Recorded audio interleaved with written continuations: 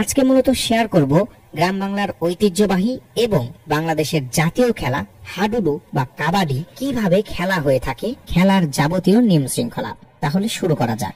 কাবাডি খেলার বালকদের মাঠ লম্বায় 12.50 মিটার এবং চওড়ায় 10 মিটার হয়ে থাকে।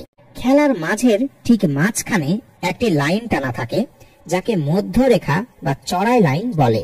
এই মধ্যরেখার দুই দিকে দুই অর্ধে দুই লাইন টানা হয়, যাকে কোল লাইন বলে।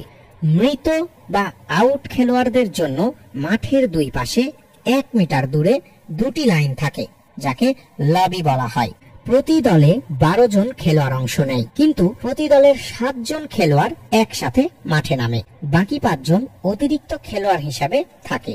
খেলা চলাকালীন সর্বাধিক 3 জন খেলোয়াড় পরিবর্তন করা যাবে। 5 মিনিট বিরতি সহ দুই অর্ধে পুরুষদের 25 মিনিট করে এবং মেয়েদের 20 মিনিট করে খেলা হবে। খেলা শেষে যেই দল বেশি পয়েন্ট পাবে সেই দলই জয়ী হবে। দু দলের পয়েন্ট সমান হলে দু অর্ধে আরো 5 মিনিট করে খেলা হবে। এর পরেও যদি পয়েন্ট সমান থাকে তবে যে দল প্রথম পয়েন্ট অর্জন করেছিল সেই দলই জয়ী হবে।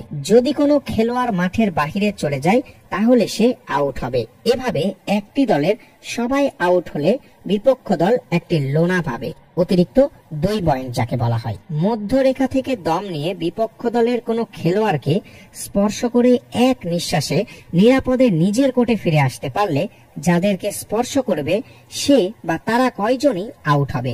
এভাবে যতজন আউট হবে তাদের প্রত্যেকের জন্য 1 পয়েন্ট করে পাওয়া যাবে।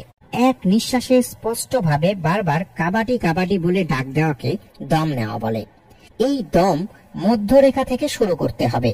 বিপক্ষ কোর্টে একসাথে একাধিক আক্রমণকারী যেতে পারবে না।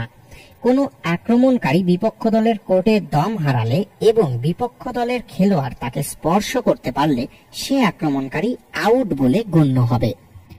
তো এই পর্যন্তই ছিল বাংলাদেশের জাতীয় খেলা সহ গ্রাম বাংলার একটি ঐতিহ্যবাহী খেলা কাবাডি বা হাডুডু খেলার বিস্তারিত নিয়ম।